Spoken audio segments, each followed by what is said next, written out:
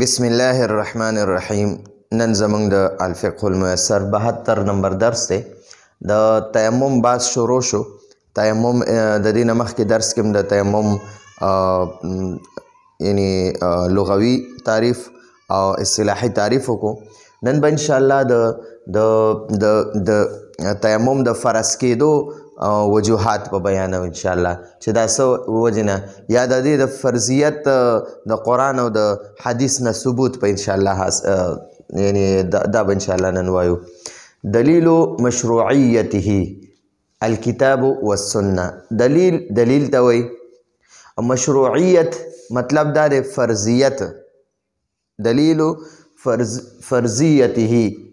مشروعیته یعنی فرضیته یعنی چې د تیمم د فرضیت دلیل د کتاب او د سنت. کتاب نه مراد قرآن دی او سنت نه مراد حدیث دی. نو دلیل مشروعیته دلیل ته وایي او مشروعیت فرضیت ته وایي. فرضیت او ها ضمیر معنا د تیمم د هغه نه مراد تیمم دی. د تیمم د فرضیت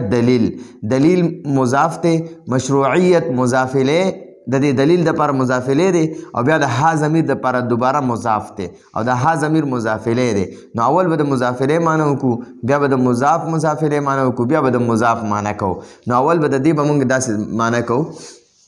د تیمم د فرضیت دلیل. د تیمم د فرضیت دلیل الکتاب والسنه. کتاب نه مراد قرآن پاک دی او د سنت نه مراد حدیث پاک دی. ٹھیک شو جی؟ د قرآن او د حدیث نه. د قرآن او د حدیث نه. ٹھیک شو جی؟ دلیل مشروعیته د تیمم د فرضیت د مشروعیت د جواز دلیلونه د قرآن او د حدیث نه. ٹھیک شو جی؟ اما الکتاب بهرحال کتاب د اما معنا د بهرحال الکتاب کتاب یعنی قرآن پاک. فقوله تعالی معنا د نو قول معنا د قول ارشاد دی. د ها ضمیر معنا د الله جل جلاله. نو د الله تعالی ارشاد دی. نو د الله جل جلاله ارشاد دی. فقوله تعالی معنی د الله جل جلاله ارشاد دی. وَإِن كُنتُم مَرْضَى. ٹھیک شو جی؟ واو معنی د او، ان معنی د کچرتا. اردو کې وایي اگر، مونږ پښتو کې وایو کچرتا. کنتم تاسو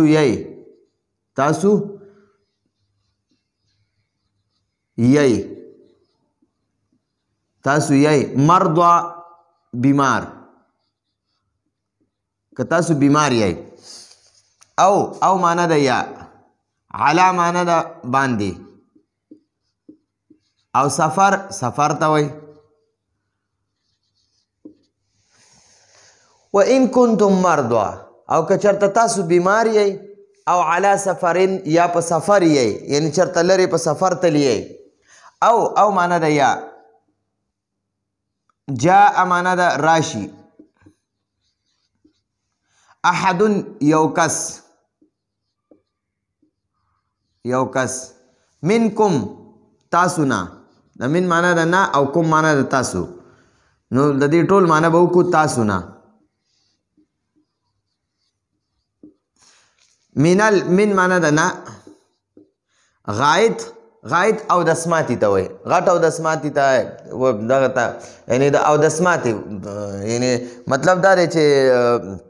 انسان غټ او دسماته یا ورکوټ او دسماته وکړو یعنی غټ میتیازې وکړي، ډکې میتیازې وکړي یا تشې میتیازې وکړي. ټیک شو؟ غایط نه معنا چې د او دسماته یا ډکې پس چې کوم اردو کې ورته پاخانه پیشاب پاخانه وایي. نو غټ او دسماته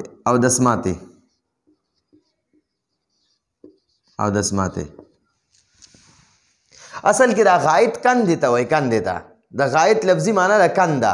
دا چې کومې کندې وغیره یي که نه کندې کپرې هغې ته غایط وایي غایط. نو پخوا زمانه کې خو دا لیټرینونه باترومونه وغیره نه وو نو خلک به هغه لرې لرې کندو ته تلل هلته به یې غټ اودسماتې وکړو نو بیا به هلته نه راتله. نو دلته کې مطلب همقه غایط دی کندو نه راشي. نو دلته د غایط نه مراد اودسماتې دی. ټیک شوه. او معنی ده یا لا معنی ده لامستم معنی ده تاسو مسه کړه تاسو همبستري وکړئ همبستري وکړئ همبستري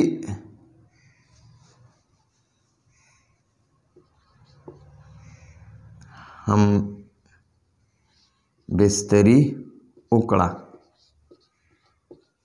النساء خزو سره خپلو خزو سره خزو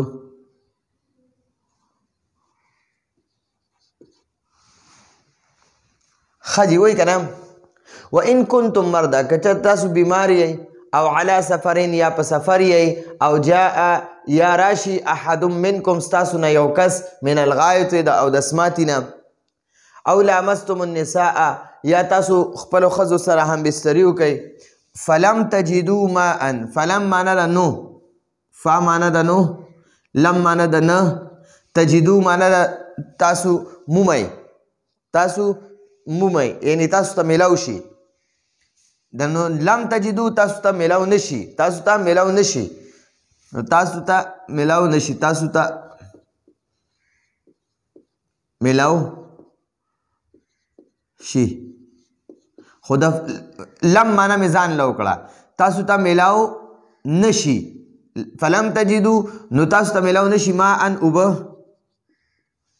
یعنی مطلب دا دی که تاسو بیمار یې یا په سفر یې یا د غټ او د سماتی نه څوک راشي یا خپل کور والا سره هم بستري کړي وي فلم تجدوا ماء او تاسو ته اوبه میلاو نشوي نو بیا وایي فتیممو نو تاسو تیمم وکئ فا معنا ده نو تیممو معنا ده تاسو تیمم وکئ تاسو تیمم وکئ سعیدا طیبا سعیدا معنی دا خورا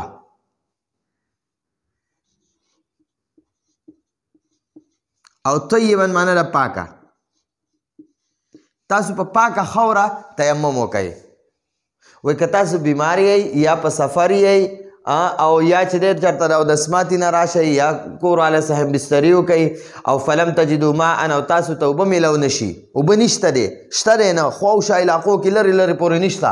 نو بیا وایي فتیممو نو تاسو تیمم وکئ سعیدا طیب په پاکه خوره سعید معنی ده خوره او طیب معنی ده پاکه نو دا سعیدا موصوف دی طیبا صفت دی نو ګوره اول به د صفت معنی کې بیا به د موصوف معنی کې ته به پاکه خوره ٹھیک شو په پاکه خوره تیمم وکئ دلته کې د فا معنی ده نو امسحو معنی ده تاسو مسح کئ فامسحو نو تاسو مسح وکئ بوجوه با معنی ده بوجوهکم با معنی ده باندې وجوه دا د وجهون جمع ده وجهون مخ ته وایي وجوه معنی ده مخونه او کوم معنی د خپل نو ګوره بیا وایي فمسحو نو تاسو مسح وکئ بوجوهکم په خپلو مخونو باندې وایدیکم او خپل لاسونو باندې و معنی د او ایدی دا د ید جمع ده ایدی د ید جمع ده نو ایدی معنی د لاسونه او کوم معنی د خپل نو تاسو په خپل مخونو باندې مسح وکئ او په خپل لاسونو باندې مسح وکئ ان الله ان معنی د بېشک الله جل جلاله کانا معنی د دی دلته به د کان معنی کو دی ٹھیک شوه وہ معنی به نه کو عفوا معنی د معاف کوونکې معاف کوونکې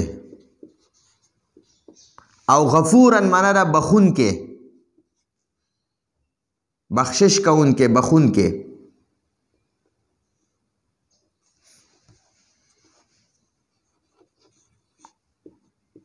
بخونکی یعنی بخلو والا ٹھیک شو نو قرآن نه د تیمم د فرضیت دلیل واورئ جی نو قرآن پاک کې الله پاک فرمایي و ان کنتم مرضا که تاسو بیمار یې بیمار او علی سفرین یا په سفر باندې او جاء یا راشي احد یو کس منکم ستاسو نه من الغایط او د سماتی نه یا تاسو کې یو کس او د سماتی وکي او لامستم النساء یا خپل کور والا مسه کوي مطلب دلته کې هم بستری ورسره کوي فلم تجدوا ماء او تاسو ته اوبه نه میلاویږي نو فتیمموا نو تاسو تیمم کوئ صعیدا طیبا په پاکه خاوره باندې فامسحوا نو تاسو مسح کوئ بوجوهکم په خپلو مخونو باندې و ایدیکم په خپلو لاسونو باندې ان الله کان عفوا غفورا بېشکه الله جل جلاله معاف کوونکی او بخونکی دی په دې باندې پوه شوئ که نه نو دا خو د قرآن نه د دې د ثبوت دا دلیل دی چې دا قرآن نه ثابت دی نو ګوره دلته وایي چې که ته بیمار او اوبه استعمالې او دس کې فرض که د مونځ ټیم دی او دس ته کې نو کیدای شي چې دا ستا دا مرض نور هم زیات شي یا تا ته په اوبو استعمالولو سره خطره وي کیدای شي چې ته مړ شي نو دغه حالت کې تا ته د اوبو استعمالول ډېر مشکل دي ګران دي درته تکلیف درته نور هم زیاتېږي نو دې حالت کې بیا ته تیمم وکړه ټیک شو د تیمم خپله طریقه به هم را روانه ده انشاءالله مخکې درسونو کې او علا سفرین یا ته په سفر باندې چېرته داسې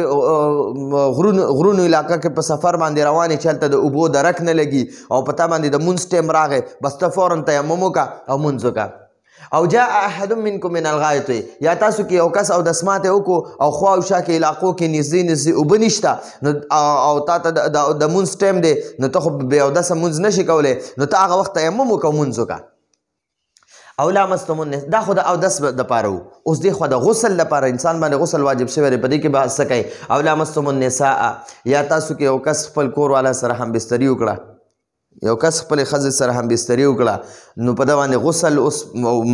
فرض شو دا به اوس غسل کوي نو د غسل نه پس به بیا دا مونځ وغیره کوي او اوس چې دی تا خپل کور والا سره هم بستري وکړه د هغې نه پس اوس تا سره د اوبو بندوبست نشته اوبه نشته نو ته به په دې حالت کې څه کې نو دغه حالت کې اوس د مونځ ټیم نږدې دی تا نه مونځ قضا کېږي نو ته فورا تیمم وکړه د هغه د غسل نه د پاکۍ دپاره یاره د تیمم کوم د غسل نه د ناپاکۍ نه د پاکۍ دپاره د ناپاکۍ نه د پاکۍ دپاره او د مونځ په نیت باندې نو دغه شانتې به ته تیمم وکړې او د هغې نه پس به ته خپل مونځ کوه ټیک شوه اوبه نشته دی خوا شا علاقو کې او تا نه مونځ قضا کېږي که ته په غسل کې هم هم ته تیمم وکړې ستا غسل یعنې ته صفا شوې ته مونځ کوه او کنه ستا ته د اودس ضرورت دی او اوبه نشته دی خوا شا علاقه کې نو هم ته چې دی بس تیمم وکړه ستا اودس وشو یا چې دی ته بیمار او په اوبو استعمالول درته مشکل دي یا د مرض د نور هم اوبو استعمالولو سره زیاتېږي نو دې حالت کې ته بیا تیمم وکړه او بس سم خپل مونځ کوه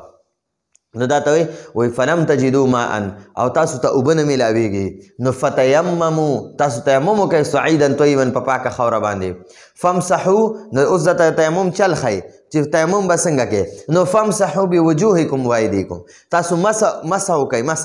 مسح وکئ بوجوهکم په خپلو مخونو وایدیکم او لاسونو باندې نو ګورئ زه راته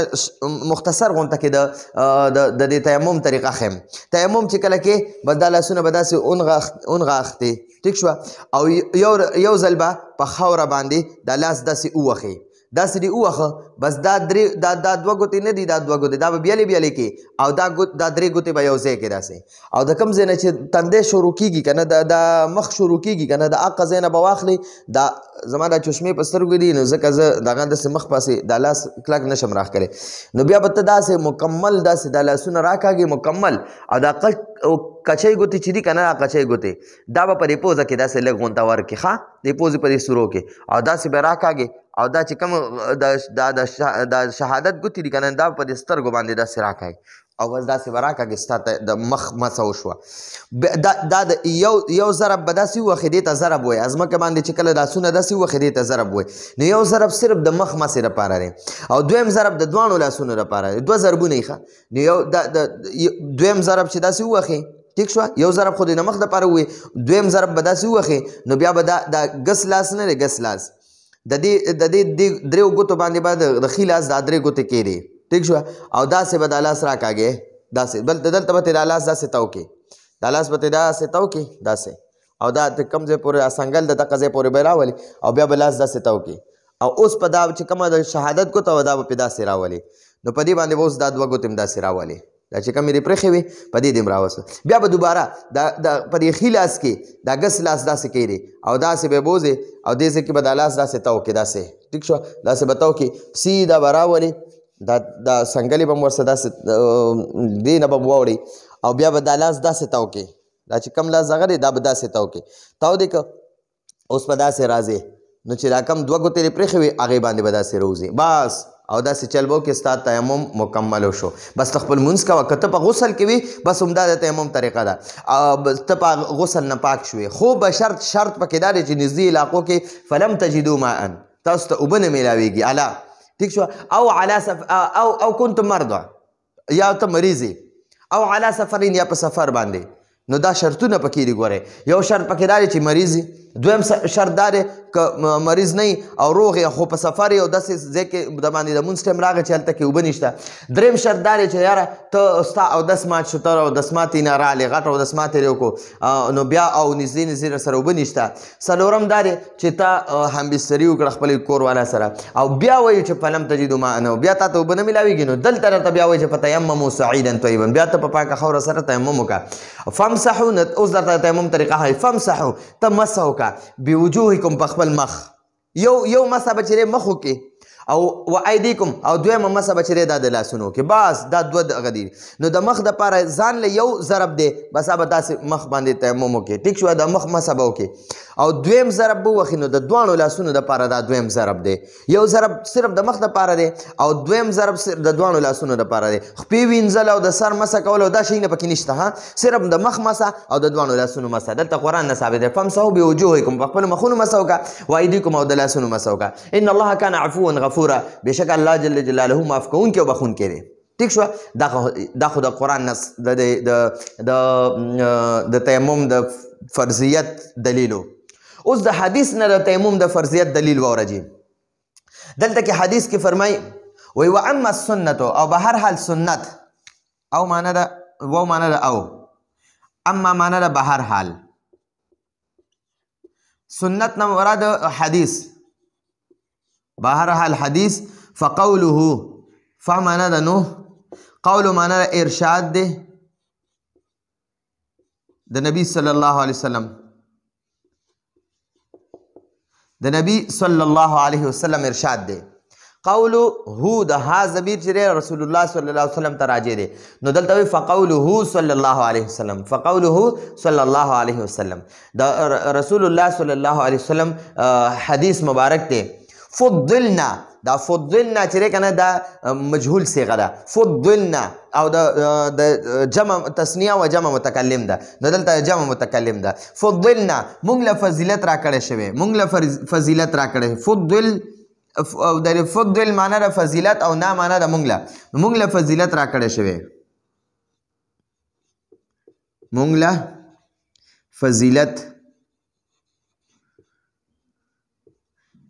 فضیلت راکړې شوی علا معنا د باندې او الناس معنا د خلکو نو دلته د خلکو نه مراد امتونه مخکې امتونه مونږ له په مخکې امتونو فضیلت راکړی شوی دی نبی علیه السلام فرمایي فضلنا علی الناس مونږ له په مخکې خلکو باندې نو مخکې امتونو باندې نو دلته د خلکو نه مراد مخکې امتونه دي خلکو باندې ٹھیک شو بثلاث د دریو سیزونو د وجنه بثلاث د دریو سیزونو با جاره معنا د وجنه ثلاث درې دلته وایي فضلنا على الناس بثلاث مونږ له فضیلت را کړی شوی بثلاث د دریو سیزونو د وجنه على الناس په مخکینی خلکو باندې جعلت دا جعلت هم د مجهول صيغه ده جعلت دا د جمع دا واحد مؤنث غائب صيغه ده او د مجهول ده جعلت معنا نه جوړ کړی شوی ده جوړه کړی شوي جوړه کړی شوي صفوفونه جوړ کړی شوي جوړ کړی شوي جوړ کړی شوي صفوف دا د صف جمع ده صف جمع ده صفوفونه زمونږ صفونه صفوف مضاف دی او نه مضاف الیه دی صفوفونه زمونږ صفونه د نا معنا د زمونږه او صفوف معنا د نو اول به مضاف الیه معنا وکړي بیا به د مضاف معنا وکړي صفوفونه صفوف معنا د صفونه دا د مون صفونه نه دي چې حقه یادوي صفونه او نا معنا د زمونږه نو زمونږ صفونه معنا به ته کې زمونږه صفونه که صفوف الملائکه کاف جاره معنا د پشان یا لکه صفوف معنا د صفونه ومقه صفونه معنا یې ده د صف جمع صفوف دی او ملائکه دا د ملک جمع ده ملکون معنا یو فرشته او ملائکو د ملائکو د صفونو په شان ملائکه ٹھیک شو که صفوف الملائکه لکه د فرشتو د صفونو په شان نبی علیہ السلام فرمایي فضلنا علی الناس مونږ له فضیلت راکړی شوی په مخکیني امتونو باندې بثلاث د دریو څیزونو د وجې نه جعلت اول نمبر دا دی جعلت صفوفونه جعلت جوړ کړی شوي صفوفونه زمونږ صفونه که صفوف الملائکه لکه د فرشتو د صفونو په شان د فرشتو د صفونو په شان ٹھیک شو د کاف جاره معنا په شان هم کولی شي لکه هم کولی شي لکه د فرشتو د صفونو د فرشتو د صفونو یا د فرشتو د صفونو په شان نو مونږ له فضیلت راکړی شوی په مخکیني امتونو باندې جعلت صفوفونه زمونږ صفونه جوړ کړي شوي دي که صفوف الملائکه لکه د فرشتو د صفونو په شان ٹھیک شو نو دا خو یو شو لکه مونږ چې څنګه چې فرشتې مونځ ته په صفونو کې ودرېږي داسې دا امت مونځ ته په صفونو کې ودرېږي وجعلت واو معنا ده او جعلت معنا ده جوړ کړی شوی جوړ کړی شوي لنا لام جاره معنا ده د پاره او نه معنا ده زمونږ نو زمونږ د پاره د دې لنا معنا ده زمونږ د پاره زمونږ د پاره